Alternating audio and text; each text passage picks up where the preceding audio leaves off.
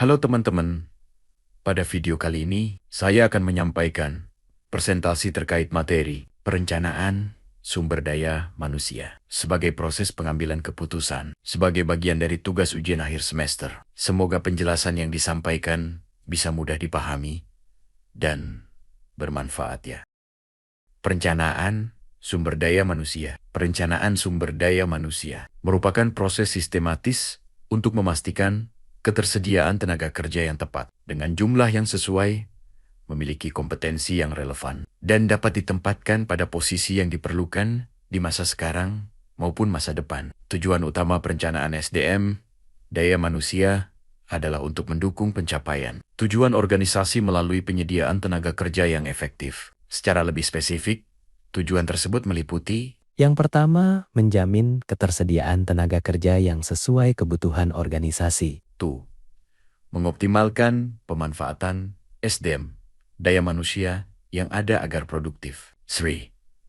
Mengurangi ketidakpastian masa depan. Misalnya, dengan mempersiapkan tenaga kerja menghadapi perubahan teknologi. 4. Meningkatkan efektivitas biaya dalam perekrutan, pelatihan, dan pengembangan. 5. Meningkatkan kepuasan karyawan dengan memberikan kesempatan berkembang sesuai potensi. Ruang lingkup perencanaan sendok makan. Kepentingan individu. Memberi kesempatan bagi karyawan untuk mengembangkan diri dan mencapai karir yang lebih baik. Kepentingan. Organisasi memastikan organisasi memiliki tenaga kerja kompeten untuk mencapai visi, misi, dan tujuan bisnis. Ruang lingkup tersebut kemudian diterjemahkan dalam kegiatan operasional, seperti analisis jabatan dan kebutuhan tenaga kerja, peramalan permintaan dan penawaran tenaga kerja, penyusunan strategi perekrutan, pelatihan, promosi, hingga mutasi, evaluasi, kinerja, dan pengembangan kompetensi berkelanjutan. Perencanaan sumber daya manusia merupakan proses strategis yang sangat dipengaruhi oleh metode peramalan yang digunakan serta faktor internal maupun eksternal organisasi. Metode peramalan sumber daya manusia. 1. Metode kuantitatif seperti analisis tren, regresi, dan time series memberikan dasar objektif berdasarkan data historis. 2. Metode kualitatif seperti Delachman dan scenario planning melengkapi dengan wawasan strategis ketika data terbatas atau kondisi masa depan sulit diprediksi.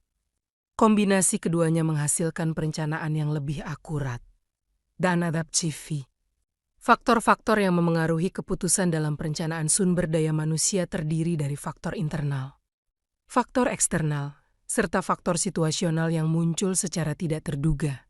1. Faktor internal seperti strategi organisasi, budaya, struktur, kondisi keuangan, dan tingkat produktivitas menentukan arah kebutuhan sumber daya manusia sesuai dengan tujuan perusahaan. 2. Faktor eksternal seperti perkembangan teknologi, regulasi pemerintah, kondisi ekonomi, persaingan tenaga kerja, globalisasi, serta tren sosial memaksa organisasi untuk lebih adaptif dan fleksibel dalam menyusun kebijakan sumber daya manusia. 3. Faktor situasional seperti pandemi, krisis, atau perubahan perilaku konsumen berperan sebagai pemicu cepat yang mengharuskan organisasi meninjau ulang perencanaan sumber daya manusia secara mendadak. Studi kasus PT Telkom Indonesia, transformasi digital dan perencanaan sumber daya manusia. PT Telkom Indonesia adalah perusahaan telekomunikasi terbesar di Indonesia. Dengan berkembangnya era digital, terutama pasca pandemi COVID-19, kebutuhan pelanggan bergeser ke layanan berbasis internet cloud big data. Tantangan utama perusahaan adalah menyesuaikan kompetensi sumber daya manusia yang sebelumnya lebih fokus pada layanan telekomunikasi konvensional menjadi tenaga kerja yang ahli dalam bidang teknologi digital. Langkah perencanaan sumber daya manusia yang dilakukan. 1. Audit SDM internal. Telkom melakukan Worth Analytics untuk mengetahui profil kompetensi karyawan. Hasil audit menunjukkan bahwa lebih dari 40% tenaga kerja masih memiliki kompetensi tradisional legacy system. 2. Peramalan kebutuhan sumber daya manusia. Perusahaan memperkirakan kebutuhan tenaga ahli di bidang cloud computing, artificial, dan keamanan cyber security. Target 5 tahun, minimal 10.000 sumber daya manusia digital di seluruh Indonesia. 3. Strategi rekrutmen dan pengembangan. Membentuk program digital bekerja sama dengan perguruan tinggi untuk menyiapkan calon tenaga kerja baru. Memberikan pelatihan reskilling dan upskilling kepada karyawan lama melalui program. Digitau Amiba Inkubator Inovasi Internal. 4. Kebijakan retensi. Menawarkan paket insentif berbasis kinerja. Memberikan kesempatan berkarier di proyek internasional agar karyawan tetap loyal. Slide selanjutnya ada hasil keputusan dan analisis. Teman-teman bisa catat atau foto slide ini, silahkan.